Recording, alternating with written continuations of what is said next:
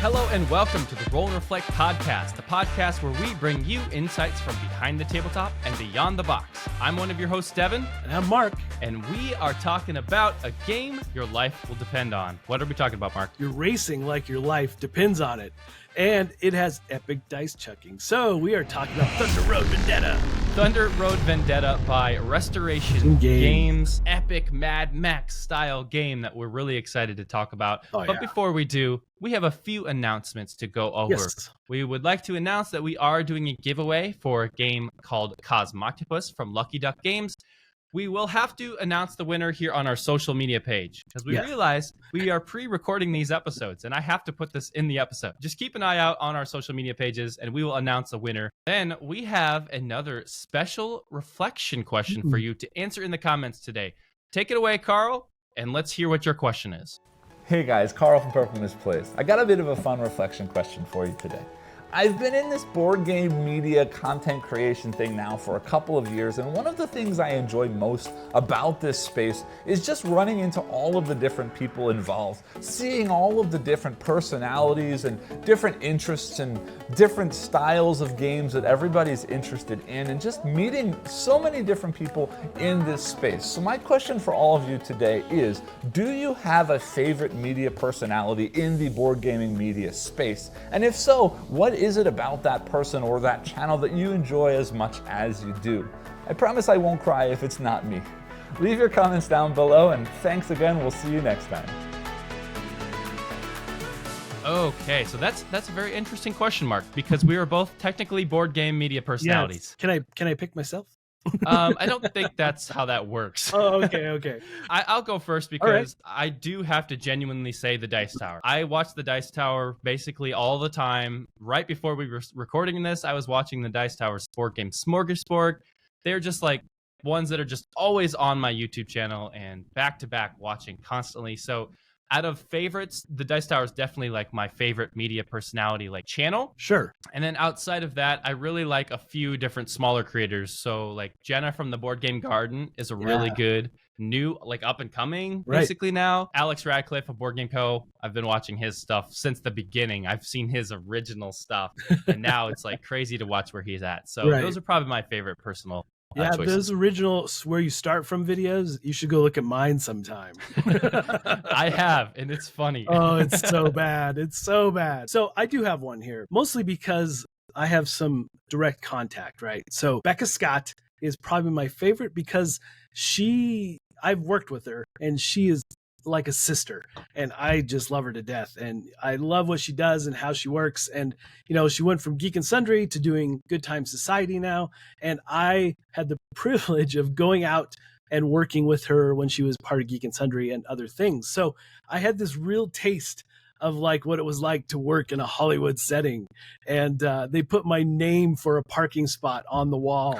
And wow. And I got, it was so weird. I'm sitting there working and we're playing a game and talking and chatting. And afterwards I was like, you know what? I want all of you to come home with me because I have to do all this stuff myself. But in general though, Becca, even the first time we met, she was just super warm and inviting, couldn't wait to have me out to the studio and work on things together. And she's always been, and we text periodically. So I just love what she does and her content, and just her upbeat personality in general just brings a smile to my face. And like I said, I just love her to death. She totally is like a sister to me. Yeah, it's been really cool to watch from Geek and Sundry over to Good Time Society, because I just actually recently subscribed to Good Time Society. Nice. I didn't even realize that was Becca Scott's thing. Yes. And I was like, what? And I can't remember. It was something about, I was watching a video of yours and then it subscribed there, and they have some really good content. Yes, really good stuff. And they have high production value, which is something I love in general, right? It's something I strive for, something I always want to do. Yeah. So I will gravitate towards people who do that as well. So she has a great team. She does some just really fantastic content, and I'm just incredibly lucky that I've been able to work with her and such. So that's awesome. Yeah. And we're always big believers in content creators. As content creators ourselves, we love to bring people up. So go out and subscribe to the Dice Tower, Board Game Co., Board Game Garden, and then Good Time Society with Becca Scott. We are going to be talking about Thunder Road Vendetta today. Do you want Yes. to give us your theme and story? Yes, so this is one of the things about that I love to do the most on the Dice Tower is spotlights. So we're going to start doing this in every episode. I'll try to do a thematic bit based on what the publisher has posted and things like that. So this is going to be our first one. We're going to start off with Thunder Road Vendetta is a revved up restoration of the classic 1986 game of Mayhem on the asphalt. Grab your crew, roll your dice, race your cars, shoot your guns, and try not to get wrecked. Take control of your crew and put the pedal to the metal, pushing your cars faster and faster. If you've got your opponents in your sights, fire your guns and try to slam them into the rocks, all the while avoiding deadly obstacles and your opponent's own tricky tactics. Drive like your life depends on it, because it does. That's one of so my great. favorite things about board gaming is Yeah. thematic story elements like this. It's so good. It's very much one of those games where you're on edge almost the entire time, and Yeah. the theme just comes across so very well. It's so well done. And generally, people are standing playing this game because they're up and excited and trying Yeah. to figure out where to go next and roll those dice and so forth. So I love when everyone is fully engaged in a game. That it just one of the things I love about board gaming. And I think with this game especially, there's such a story that's already been there. In general, though, I mean, the game does have that Mad Max vibe, right? So it's not meant to be a Mad Max game, but it has the vibe 100%.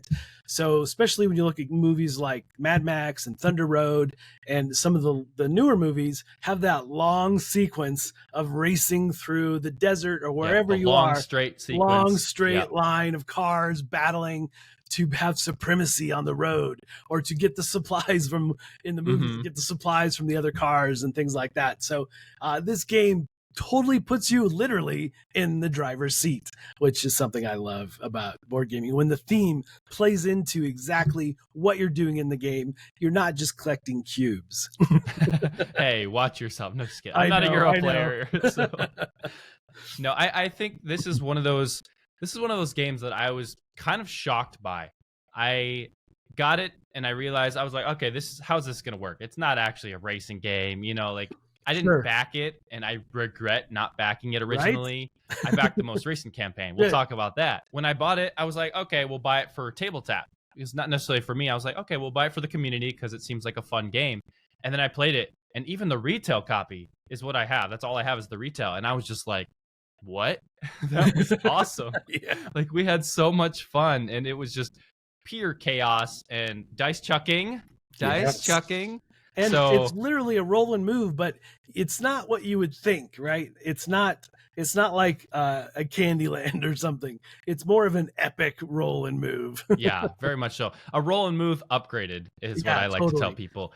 And that's one of the neat things that they did, right? Is they upgraded just the game in general overall. So Even though this is not a game about Mad Max or Thunder Road, do Sure. you want to tell to people here about those movies and the film series so they have a little bit more context? I mean, if you don't know Mad Max, it's this post-apocalyptic world where chaos, the road is where everything happens and chaos ensues from there. And there's some group of law enforcement types, and that's where the first movie starts, but it ends up being Mad Max. He carries the rest of the films and so forth, but he's just out to, literally by the end, he's out to just find peace, but he's always thrust into these situations where he needs to help his fellow man and so forth. But it is definitely a fight and survive on the road kind of game with all kinds of crazy vehicles, Crazy stuff. and helicopters. Especially Yes. look at the second movie, Road Warrior. It's got the helicopters like you would see in the game here. So it 100% you get the vibe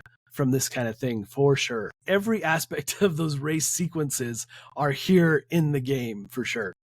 Right. And we want to be clear again, they were not doing this to be a Mad Max game. Yeah, and It just has all the vibes of it. it does. And even the original 1986 game wasn't Mad Max, but obviously they were going for that vibe even back then. Right.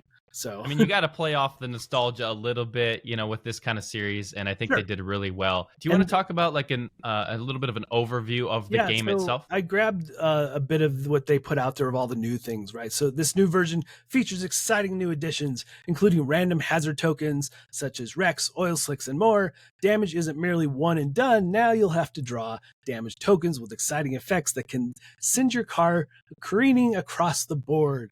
You'll also have more choices on your turn turn assigning one or more of your dice to your command board to repair damage, nitro boosts, or send out your attack helicopter to fire away. So many neat things about how they did this. And literally, if you have the Chrome edition, right, you have you just put everything into the game. Yeah. There's no reason to not play with everything. You just play with everything. So you've got all the hazards, you've got the weather cards, you've got secret player cards, boards, yeah, right? Player characters, which is one of the coolest things, is adding a character to your car, your driver. So because it gives you new abilities and things like that, and it fits right into the row of your cars. It actually attaches to the end, which is really cool. So you got to keep an eye on all the things that you're capable of doing, because I noticed that a couple games, some people would, I forgot I could do that, because there's so many options. Yeah. It's not just roll the dice, move. There's a lot of things going on, which is so fun. The fun factor is just off the charts for sure. Yeah, and I don't have the, we'll talk about this, but I don't have the maximum Chrome edition. So it really does add a ton of stuff to it. It does. And as soon as I bought this retail version, I was like, man, I regret not backing for the maximum Chrome edition. I'm super pumped for that, because they also have the good expansions along with it, with adds like, what is it, the bicycle or the motorcycles? Motorcycles and the semi-truck. Semi-truck. Which is, so I've cool. played with several times, and it's you don't get a driver with the semi-truck because you have a lot of different things going on, but you become the target, right? Because you can just mow through mountains. You can just blow over everybody. Just destroy the whole... They're definitely out to destroy you. And you have to be mindful about what you repair, what you let go, because it's sometimes you just let that section of the truck go and so forth. So it's really interesting how it works, and it literally is a tank moving along the road. I love it. Yeah, it's funny that we just talked about Radlands in our previous episode, and then we jumped right into another post-apocalyptic. Yes, exactly. I'm sensing a theme here. It is. It is a theme that I enjoy quite a bit in board gaming. So yeah, so let's talk a little bit about the terrain itself. Yeah, like how the game works. Yeah, so what's interesting here is that you have basically mountains or rocks that you can get slammed into. You've got obviously normal roadways, which is where you want to try to stay because you get the maximum speed out of them. And then you've got other things like ice and fire and all kinds of obstacles, oil slicks, asphalt and the sand and things that will slow you down. And the mountains are one and done. You hit a mountain, you're out. You're impassable. And it's so cool because I've got 3D terrain from Etsy, and it fits exactly over those mountainous areas. And they did such a good job with this terrain. You have to go check it out. It's phenomenal. So it really adds another layer of dimension to the game, which I love so much. Yeah, I'll have to see that 3D terrain, because that is sweet. It is so cool. Yeah, I mean, it's literally you roll a set of dice and you assign the dice to your cars, and you then just start moving down the road, and you're rolling dice for different effects. And if you can use I forget what the dice is called, but you use the one dice to get extra speed on your movement, right? If you're road die, yeah. So I love that because you have this option like, you have some choices. Do I go off here, or do I stay on the road to get one extra movement or two extra movement, whatever the dice. I love that aspect. And then the whole bounce off of other cars. You're rolling dice, slam, to see which direction you go. Yeah. And, that's real critical because you could fly into the mountainous area and be destroyed, or off the board and be destroyed. But there are guardrails and things like that in some areas of the game. And it can chain reaction. So literally you can bounce into someone that causes someone to bounce into someone else. And then further down the line, you're having like 4 or 5 different of those effects. Yeah. And just the fun around that is so many great stories and gaming around that. I love it so much. Yeah, one of my, I normally don't have a lot of like board game stories because my memory is not very good. But this one time I played Thunder Road is stuck with me to this day. Yeah. It was like one of the second games we played of it. My buddy was like, okay, I'm going to slam into you. And we had 5 cars. We had people around, 5 cars around us. And then we slammed. And all of a sudden that slammed over here. And then we spun around like in circles. Yes. I was like, this is so thematic. I'm literally watching a movie right now happen on the board. And it felt awesome. Fun, right? I love that. And if you're the type of gamer that likes to plan out everything they're doing, this may not be the game for you, because this is definitely a game that you're playing from the hip the entire time, because you have to react. You literally have to react to everything that's happening. So Yeah, so essentially what you're doing is like Mark said, is you place the dice out, and then you also have a command board that lets you do a variety of things. Yep. One of the commands unless you're using a driver, you replace the command board with the driver. That's true. That is correct. The Maximum Chrome and the expansions have the drivers and stuff, which I don't have, so I don't have much context around that. But one of the commands is you can actually place out your helicopter. Yes. And this is one of the ways. So in this game, you die a lot. Yes. That's kind of just what it happens. So when you place a helicopter, you have to place it, I believe, right behind a car. And if at any point your car would go into the helicopter space, so you actually slide the helicopter underneath the car, you're going to die. Because you just got blown up with a bomb or something from that helicopter. And in general, that's what you're trying to do down the road, is that other than the very first round, you don't get to shoot anything. But after that, anybody that's in front of you, after you've made your movement, you shoot. And that's where the damage comes into play. And I really like how the damage affects cars and how it changes up how you might drive and so forth. So that adds a lot, another great dimension to the game. So just like, yes, I'm going to shoot everything at this car.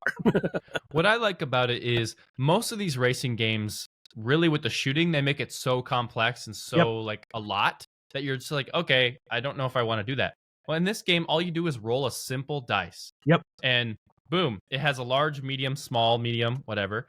If you roll the exact weight of your car, so if you roll a small on the dice, well, you can hit them, you shoot them, and it's that simple. They take a damage tile and put it in front of their car, and then resolve the effect on the damage tile. Which is fantastic. I just, again, like I said, it adds another layer to the game and how that damage applies. But again, dice chucking, and this is the key thing, is that everything is kind of resolved with those dice. And there are exceptions, like when you have the drivers and the upgrades to your cars, you have abilities like you can now fire in 3 different directions: in front of you, off to the left, and off to the right. So you have more options of areas that you can shoot depending on your upgrades and the different things you're doing.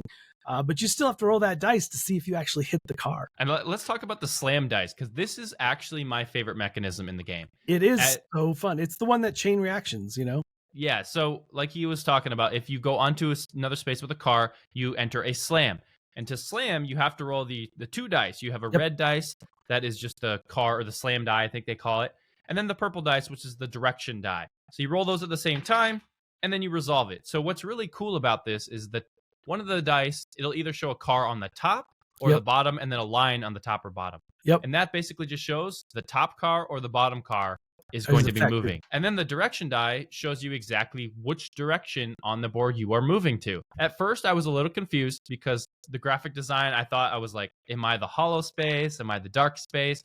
And then, after looking at it a few times, we realized, okay, we figured this out. But your car is going to move in that direction. And that's where the chaos happens, is totally. If you're the bigger car, you have a little bit of an advantage, so you can choose to re-roll those dice. But again, it's risky. It is so risky.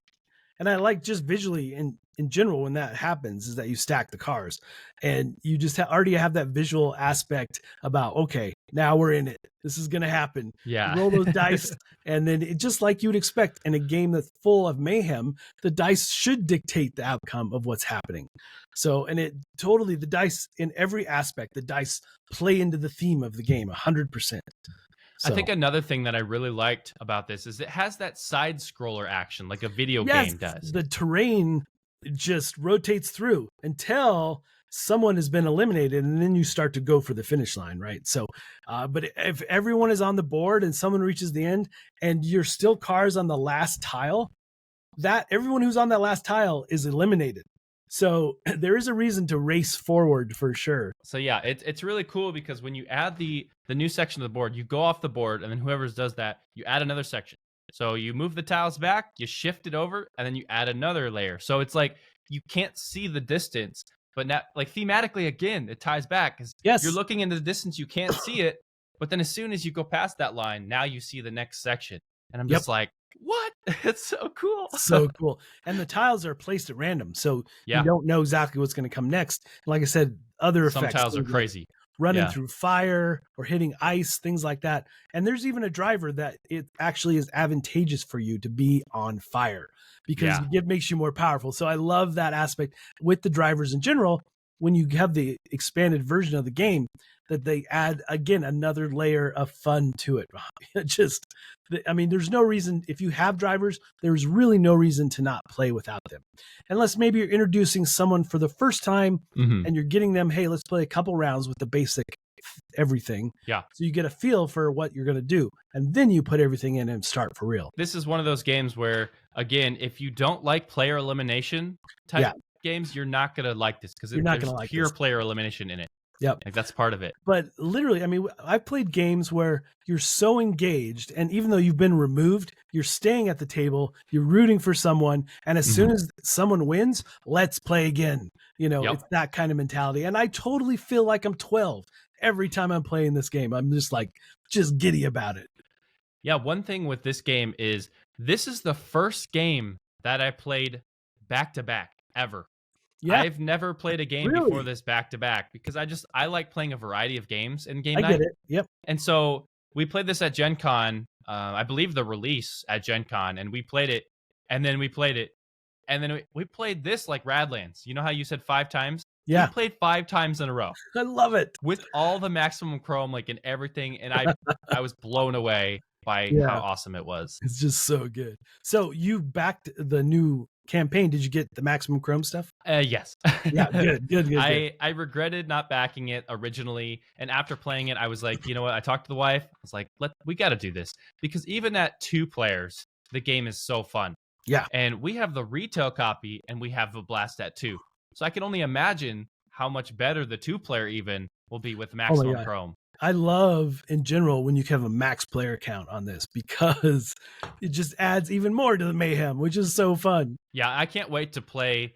I don't have, like I said, a lot of game groups, so it's hard to get this to table with more than 3. For example, like the tabletop events that I do host, there's a lot of people there mostly. So I actually taught a game of, not 5, a 4-player game of this, and they were all just like, what is happening? And they had a blast. You could tell from a distance that they were just having a good time. So yeah, I would say that also that it's definitely not a game for everyone. So I played with a couple groups where a couple people who like to build up their engine and plan 3-6 moves out. It didn't really appeal to them, and they generally don't like dice in games anyway. So that randomness, that chaos, they don't like that in games. So I mean, again, it doesn't appeal to everyone, but for me specifically, I am 100%. If you said to me at a convention somewhere, you want to play, yes, let's go. Yes. Hey, Mark, at Gen Con, let's play Thunder Road. Yes, let's do. No, I love it, and I love introducing it to people. Yep, same. It's just one of those simple games that, not everyone's going to like it. For us, we both love the chaos nature of games. The dice, again, the big, chunky dice. The dice you might find in King of Tokyo and things like that. So, again, that tactile experience, along with the visual experience and physically moving your cards around, placing your dice, it has all the things, especially if you're bringing someone in who isn't really a board gamer. They're gonna. I've done that a couple times, and they were just blown away by this game. Like, where can I buy this? Yeah, I want to talk a little bit about the retail versus the deluxe. Let's do. Because again, this is one where I don't have the deluxe, but you do. So I'll talk about just the retail here. So essentially, in the retail, the components are still really, really good. We have, like you said, the chunky dice. We have all these little miniatures and stuff. But there's something slightly different in that the insert is a little subpar. Don't like the insert at all. It's kind of just thrown in there, but it's a retail copy. So that is to be expected. There's not much to it because there's not a lot of upgrades. You don't get the player boards. You don't get all of that. For the fact that it's a retail game and even this large size of a box, I'm still very happy with what I saw, visually. Yeah. So and I've seen the retail. It's great. It's fantastic. If it's the only one you can find, it's still worth it because it's just as fun. For the maximum chrome one, though, the insert is incredibly well done. It holds everything, and there's even some room to grow. So I really like that aspect. They definitely, I believe in the new campaign is what I got all the new stuff, including the box extender. They'll have to put that in, but you have spots literally for everything. And I really like how they packed it because you put the cards in and the boards overlay in certain areas around the cards or the cars. And then below that, there's another tray with all the cards and different things that you're doing, tokens and so forth. Everything makes sense. and you're like, oh, it clearly goes there. I love games where you're not trying to, oh, wait, it could go here or go here. No, it's very clear where all the components and cards go for sure. Yeah. And everything fits perfectly currently in the box with every part of the expansion. And that's the other nice thing about it, is that it allows for a quick and easy setup as well. Storage solutions are something I love in games. Me too. And the Maximum Chrome, when I saw it, I was just like, okay, chef's kiss. I used to do a whole segment around that stuff, and I love building them, be it wood or the foam, whatever it is. I love, organization in games, especially when you just open the box and pull out stuff and you're ready to go, Yeah, and I ended up getting the folded space insert instead of the box extender. So I'm hoping that was the right choice. I've never had a folded space before, but I was like, you know what? I'm kind of going all in. I like inserts, so we'll see how that works. I thought about it, but I'm like, you know what? I just want to play this. Right.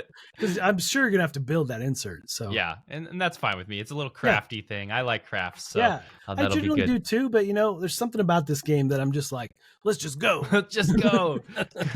Yeah. Can you talk a little bit about the expansion content a little bit in more detail, like mechanism wise, like what do they introduce? Oh man, I haven't played it or anything. All I know is on the, I wish I had played it.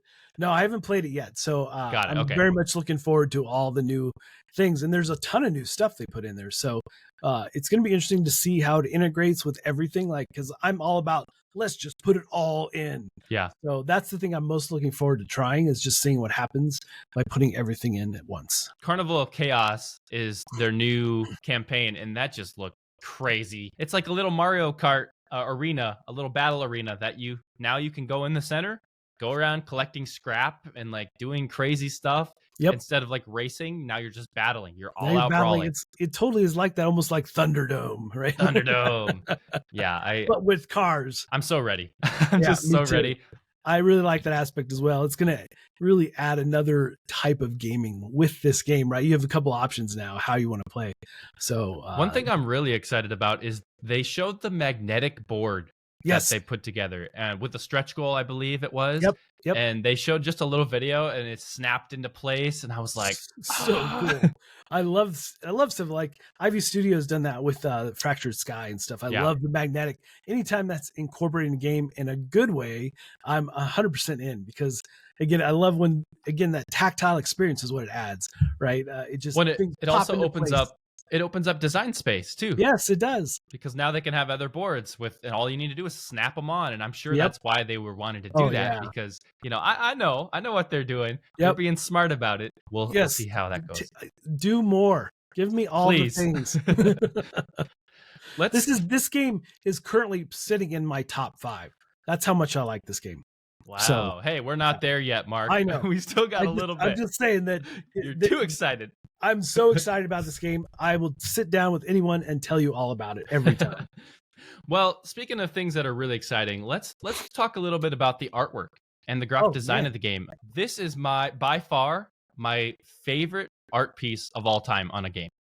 Right? I saw it and I was like blown away. I just want this on a big magnetic piece. Me too. I mean, that box cover right there just screams Mad Max as well. Yeah, right? It definitely does. And I believe in the Dice Tower, they always do the box covers. This got pretty close to the top. I don't know if it won, but I think it got pretty close. And that's what I love about the game too, is that they did not like, the artwork doesn't need to be anything special, but it does.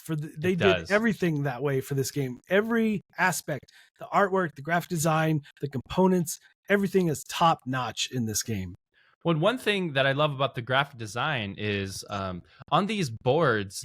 It's really cool. You place your dice on the actual gear and then you're shifting it downwards. Yep. Like, it's graphic design meets theme, and that's the perfect way to implement it. And then the way the boards connect too, right? So you wouldn't have to play that way, but it's all puzzly pieces. And I really like that aspect, that it all makes sense, and how you replace your command board with the driver and it fits back. It just connects again. Yeah. Everything they did in this game, they really thought about it. They thought about it, and it's very intuitive for the most part. You don't necessarily need to read the rules half the time, because you can just kind of see it. Once you know the core basics, you're like, I understand what that means just by looking at it. So I think they did a fantastic job overall. So I have played. I was gonna say I haven't played. The motorcycles are a unique challenge compared to the semi truck as versus the cars. So it really depends if you want to put those things in. If someone really wants to try them, there's definitely downsides. There's obviously upsides to all of that. And we've also done games where let's make sure we put both of them in, and then other games are like, let's just do all cars. I'm so torn. I love the semi truck, but the fact that I can play with drivers on cars makes that a hard choice every time. And I have heard that the motorcycles are probably the hardest one to add in. Oh yeah, absolutely. I don't know much about it. Fast. They are so fast that you really have to watch out for them getting to the end of the line and causing others to fall off that last tile. Oh, okay. Let's move on to the community behind Restoration Games, and this game specifically. Restoration Games is one of those companies like Ivy Studios that their production's always top notch and their engagement with the community is top notch. Yeah, 100%. They listen to what people are like, oh, it'd be great if it had this. And so they definitely take all that into account. And just in general, their whole thing about taking these old games and breathing life into them has been phenomenally successful. Dark Tower, which is one of my favorite games as well. Good. And so they really have done an amazing job with all of the games they've done. I've enjoyed every one of them, actually. Every game gets a second chance. Yep. I love that slogan. It breathes everything they're talking about. It's like they taking games from the past and making them better and bringing them out. And it's just such a cool concept and something that no one else thought of, right? So they are the first to do it, and it's a fantastic literally way. Taking it to the next level, making those old games be a game for gamers, When I was looking at Facebook recently, and I found a few Thunder Road Vendetta specific Facebook groups. Yes, they're smaller. There's so many, actually. I was like, wow, I'm kind of surprised by that. Yeah, so there is a backing behind this game, very much so. There's like 350 members in the one I saw, the unofficial Facebook group or whatever. But then as I was looking through their actual company page, the amount of engagement and the way they're posting and they're getting comments and shares. What a good way to do that, with your community and repeat backers. Yeah, I don't even hesitate when they put something up. I just back it.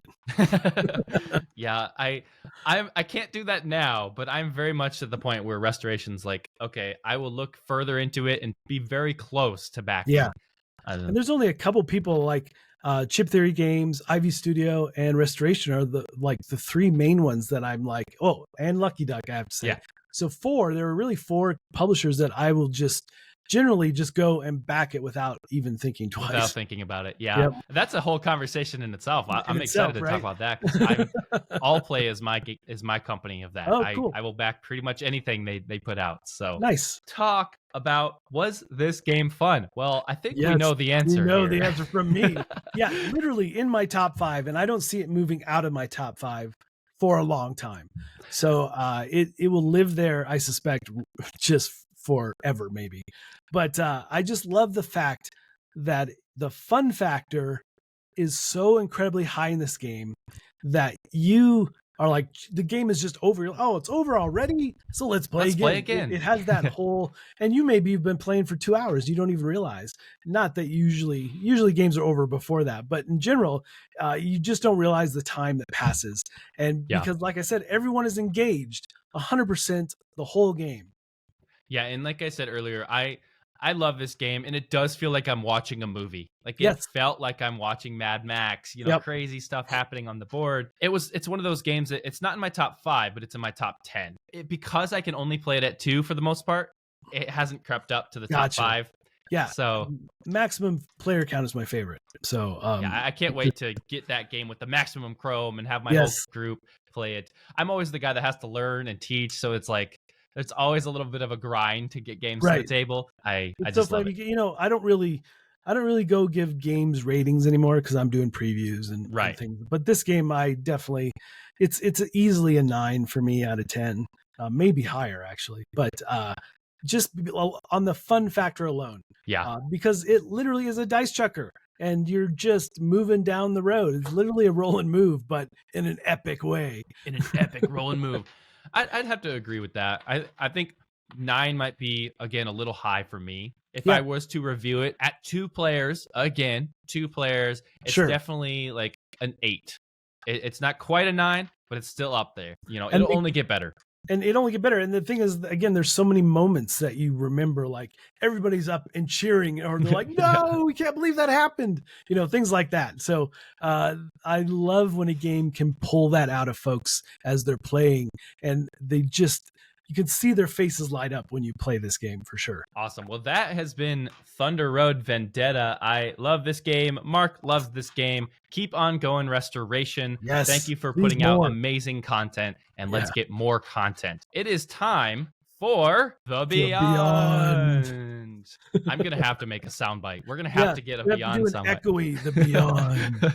Beyond. It's time to talk about something outside of the board game world, or just something we're very excited about. I had my final tabletop event before the summer. We did one final event, and then we're taking a summer break, and then we're kind of going back to the drawing board and seeing if we can find other locations. But we had 21 attendees last night, and it was a party game night. So everyone was playing just party games. Normally we play just board games, and I make a menu and everything. But it was so awesome because last night I've been doing this now probably almost a year. And last night was the first time where we had a few new people, but at one of the tables, they were playing. I told them to play Dixit, get a little bit to know each other. Sure. They were all new. No one knew each other. And they were exchanging numbers at the end. Very cool. I'm like, yes, that's what why it's all about right there, man. That's what it's all about. So that was probably like really exciting for me. I mean, I just got goosebumps. Just like, that is my favorite thing, is when I see people connecting, and now they're going to start a D&D campaign and like all this stuff. Cool. So I brought some people together, and that's a good feeling for me. So that's my Beyond segment. Nice. Well, mine is somewhat board game related. I recently did a preview for this game called The Eternaut, which is a survival game, but there's a comic book, and it came from Argentina. It's this cultural icon over there that was started like in the 50s. And I got the comic book for my iPad, and it's just been fantastic. Like, this time traveler shows up to tell this story about what is coming. This deadly snowfall happens, and if you're touched by the snow, you die, basically. Oh, wow. So poison snow. Yeah, it's crazy. And there's all kinds of potential aliens in the works, and the story, I'm not going to try not to spoil, but the story really engages you into what's going to happen next. And I wouldn't even have known about this, and I was a huge comic book kid. I didn't even know about this until I did this preview for this game. Nice. Which the game takes place in the world, but not within the story of the comic. So that's really cool as well. But it makes me even more interested to read the comic and then play the game more when it comes out. So just a lot of interesting aspects around what they created here and where it's gone. And like I said, it's a cultural icon over there. They have cool graffiti on walls with the mask and the suit that people wear to survive in the snow when they go out. It's really a neat story. If you go look it up, there's all kinds of references and videos around where the comic came from and the story around it. So definitely go check those out if you're interested. And go check out my preview if you want to see more about the game. But I really was just enthralled with where this game and the story came from. So, yeah. Yeah, I know Mike DeLisio is a big believer in the comic books. He loves off the page games and how they're bringing comic books, and now he's being introduced to comic books. And so that's such a cool thing that the game industry is doing now. We're getting, outside of just board games now. Yep. Awesome. Well, that has been a fun episode today. Yeah. Thunder Road, Tabletop Cinema, and man, I cannot wait to play this game again. That is perfect. They should use that line. Tabletop Cinema. So good. They should use it. You heard it here. Roll and Reflect. That's right. Tabletop Cinema with Thunder Road Vendetta. Thank you all so much for listening. That's going to conclude our episode. So if you like what you just heard here from us, please subscribe over on YouTube, and then follow our show on social media at Roll and Reflect or Roll and Reflect Podcast. Special shout out. Thank you so much to Carl of Purple Moose Place for the reflection question. And thank you, Laura, for the timestamps. Those are extremely helpful to us. And again, High Rollers, you are awesome. We will see you in the next episode. We're going to see and talk to Scott Morris of Lucky Duck Games. Talk more about that in the next episode. So get excited. We'll see you at the table. Later.